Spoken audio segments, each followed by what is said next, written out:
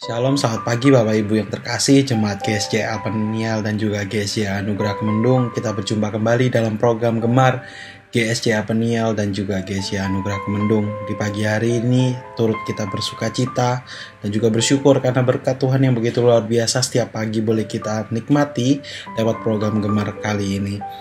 Salah satunya berkat Tuhan titipkan lewat perenungan Kisah Para Rasul pasal yang ke-20 ayatnya yang ke-19 sampai yang ke-24. Mari kita baca bersama-sama.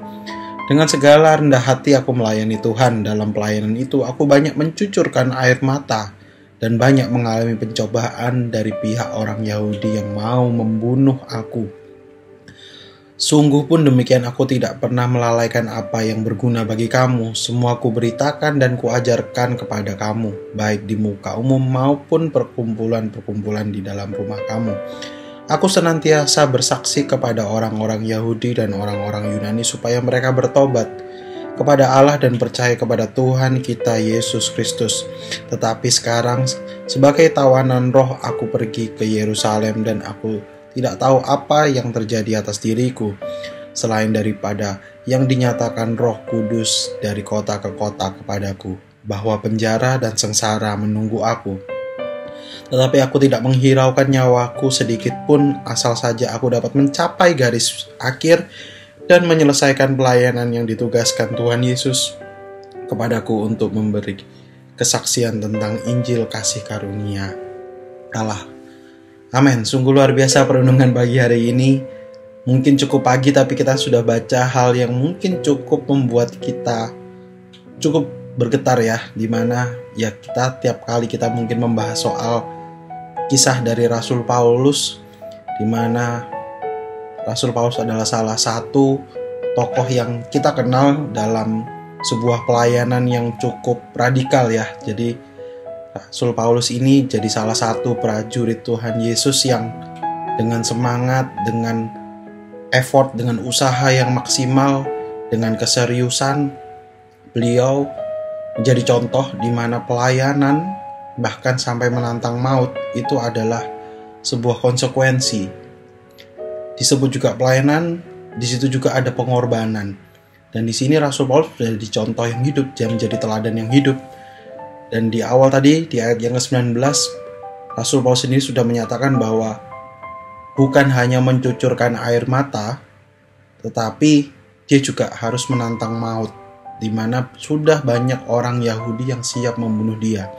Karena kalau kita tahu, dalam historical, memang sebelumnya Rasul Paulus saat masih dikenal sebagai Saulus, dialah yang rajanya untuk menganiaya para murid Yesus. Tetapi ketika Tuhan menangkap dia dan menjadikannya dia sebuah warta bagi Tuhan untuk menceritakan soal kerajaan Allah, ya jelas apa yang sudah dia lakukan sebelumnya akan juga berbalik kepada dia sendiri. Tetapi di sini Rasul Paulus punya goals yang jelas, punya penuntun yang jelas, yaitu adalah Roh Kudus sendiri yang dia taati, yang dia ikuti setiap apa yang diberitakan oleh Roh Kudus untuk dia lakukan, untuk dia kerjakan. Dan ini adalah hal yang benar. Walaupun akhirnya dia pun tahu sendiri bahwa setiap kali dia harus memulai pelayanan dari kota ke kota, sudah ada yang menanti dia, yaitu adalah penjara dan sengsara. Tetapi ada satu goals yang jelas di mana Rasul Paulus punya keyakinan bahwa dia harus mencapai garis akhir, harus menang. Di mana garis akhir adalah ketika dia masih hidup, berarti Tuhan masih punya tugas buat dia untuk melayani. Di mana dia harus melakukan kesaksian untuk nama Tuhan. Nah, di sini saya juga melihat di mana Rasul Paulus menyatakan dengan jelas di mana yang disebut dengan pelayanan itu juga disebut dengan pengorbanan. Di mana tidak ada pelayanan tanpa pengorbanan. Semua yang kita lakukan pelayanan bukan bicara soal sesuatu yang wah, sesuatu yang membanggakan kita secara pribadi, tetapi kembali lagi pelayanan sebenarnya adalah sebuah pengorbanan. Jadi di sini saya melihat ya memang sebenarnya pelayanan nggak ada yang enak gitu kan. Namanya juga jadi pelayan, bukan jadi bos gitu. Kalau jadi bos, apa yang kita minta, apa yang jadi ekspektasi kita, kemuliaan ya mungkin buat kita. Tapi yang namanya pelayanan ya jelas kita melayani, ya jelas kita menjadi hamba. Belum tentu dapat kemuliaan, belum tentu dapat hal yang positif, yang pasti berkorban. Nah, di sini menjadi sebuah kunci yang saya dapat pagi hari ini, di mana pelayanan sudah pasti nggak enak. Jadi jangan berharap kalau kamu mau melayani, kalau kamu ingin mewartakan kisah Tuhan, mewartakan kasih Tuhan kepada sesama, menjadi tonggak, menjadi prajuritnya Tuhan, yang nggak akan pernah mudah. Menyatakan kasihnya itu tidak semudah itu. Karena Rasul Paulus sendiri sudah menyatakan, mungkin kalau dulu Rasul Paulus secara ekstrim ya, banyak yang mengincar nyawanya. Mungkin di saat ini nggak banyak yang mungkin mengincar nyawa kita ya, karena kita ada di Indonesia yang kita juga dilindungin oleh hukum, di mana kita boleh mewartakan firman Tuhan, boleh beribadah juga. Tetapi dalam pelayanan itu sendiri ada tantangan lain yang harus kita hadapi. Bahkan salah satunya juga menantang diri kita sendiri atau ego kita sendiri. Nah, di sini menjadi sebuah pembelajaran buat saya, di mana dalam memaknai sebuah pelayanan kita udah harus bersiap untuk berkorban, udah bersiap untuk menjadi seorang pelayan dan bukan bos atau bukan seorang yang mengharapkan jalan yang mudah. Jadi saya ingin saling menguatkan Bapak Ibu sekalian, saudaraku, di mana bersemangatlah dalam pelayanan selama Tuhan masih memberikan waktu, memberikan kesempatan kita untuk melayani Dia. Karena kembali lagi, ketika kita ditunjuk sebagai pelayan Tuhan, kita punya garis finish yang harus kita selesaikan. Kita punya garis akhir yang harus kita capai, di mana kita jelas harus berlari untuk segera mencapai garis finish itu. Apakah berlari itu mudah? Jelas capek. Tapi kembali lagi, ketika kita bisa mencapai garis finish, kita bisa memenangkan, seperti yang dikatakan juga Rasul Paulus di 2 Timotius, di mana Rasul Paulus pun menyatakan bahwa dia telah mengakhiri pertandingan dengan baik, yang mungkin kita sering dengar ya di ibadah penghiburan. Nah, itu adalah sebuah pelayanan yang nyata, di mana ya ini sebuah pelayanan yang tidak mudah, di mana kita harus berkorban, di mana kita harus sakit, harus mungkin mencucurkan air mata. Kalau kita dilayani nggak akan kita mencucurkan air mata, tapi kita mau melayani, yaitu sudah bagian salib kita untuk melayani dan mencucurkan air mata. Dan mungkin saya sedikit bercerita sebuah salah satu pelayanan yang mungkin baru saya lakukan, yang baru saya lihat bahwa oh ini juga yang disebut pelayanan. Mungkin di tempat saat ini merantau, saya belum melayani secara fisik, secara langsung ya di sebuah gereja.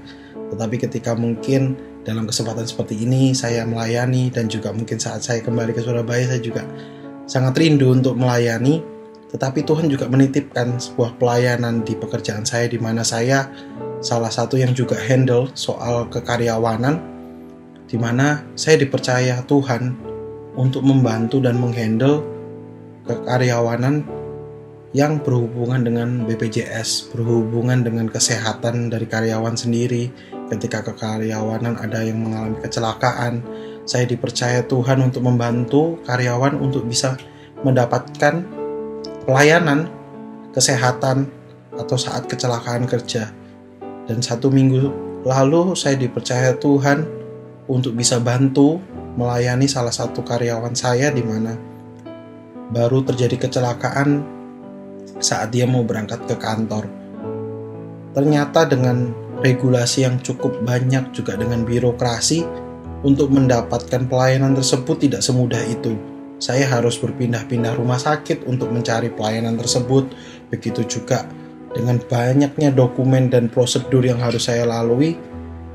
Bahkan beberapa kali saya ada hambatan yang cukup besar, karena harus melibatkan berbagai macam instansi untuk mendapatkan pelayanan kesehatan atas karyawan yang mengalami kecelakaan.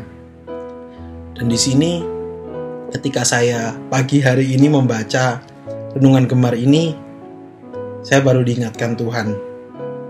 Kalau memang siap untuk menjadi prajurit Kristus, siap menjadi pelayan Tuhan, ya yang kemarin kamu coba jalankan itu, kamu jangan bersungut-sungut gitu. Kamu harus bisa jalani dengan hati. Dan kalau memang kamu mau siap melayani Tuhan, ya kamu jangan pilih-pilih pelayanan. Mungkin pelayanan yang mungkin saya suka ya. Mungkin Bapak Ibu tahu saya melayani, mungkin juga dulu di alat musik, di sound system, di multimedia yang saya suka.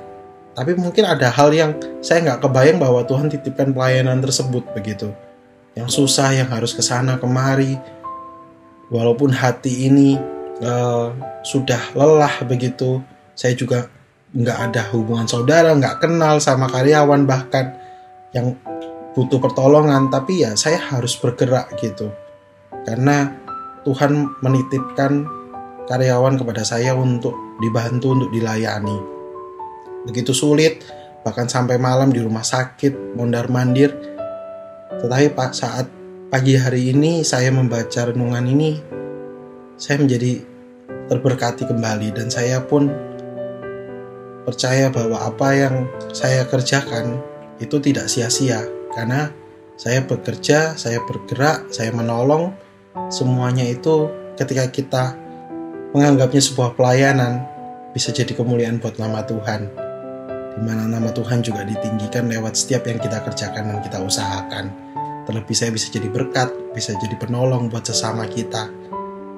Pelayanan yang nyata, yang benar-benar dirasakan dampaknya. Sungguh begitu luar biasa. Mungkin sedikit saya berbagi, mungkin Bapak Ibu juga dalam lingkungan keluarga, dalam gereja terutama, Bapak dan Ibu juga akan menemukan porsi pelayanan masing-masing. Ketika Tuhan sudah titipkan porsi pelayanan tersebut, pasti masing-masing juga punya tantangan dan cobaan.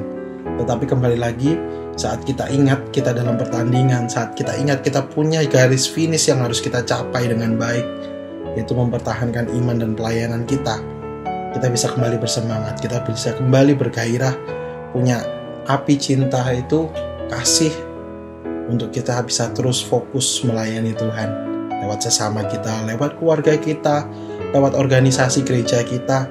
Semua yang Tuhan sediakan untuk kita melayani bisa kita jalankan dengan baik. Puji Tuhan, mari kita tutup renungan gemar kita pagi hari ini dengan berdoa. Terima kasih Tuhan, terima kasih Bapa. Begitu besar kasih Tuhan Kau curahkan hari demi hari, pagi demi pagi kami boleh nikmati Tuhan hari yang baru begitu luar biasa buat kami Tuhan. Terima kasih Bapa, terima kasih Tuhan buat setiap kesempatan yang boleh kami jalani Tuhan, setiap kesempatan pelayanan Tuhan yang boleh kami nikmati Tuhan, boleh kami kerjakan Tuhan, boleh kami usahakan Tuhan. Biar kiranya Bapa, kami boleh terus melayani Engkau Tuhan. Kau layakkan kami Tuhan, Kau mampukan kami Tuhan, supaya kami Tuhan bisa berbuah, bisa menghasilkan berkat Tuhan, memberkati lingkungan sekitar kami, keluarga kami, gereja kami, sesama kami Tuhan. Biar kiranya Bapa, nama-Mu boleh terus ditinggikan Tuhan, dan kami boleh jadi terang, boleh jadi garam buat lingkungan sekitar kami. Terima kasih Bapa, terima kasih Tuhan. Kami serahkan kehidupan kami selanjutnya, kegiatan kami selama sehari ini hanya di dalam nama Tuhan Yesus Kristus yang hidup. Kami telah berdoa dan mengucap syukur. Haleluya, amin. Selamat bergemar, Tuhan Yesus memberkati.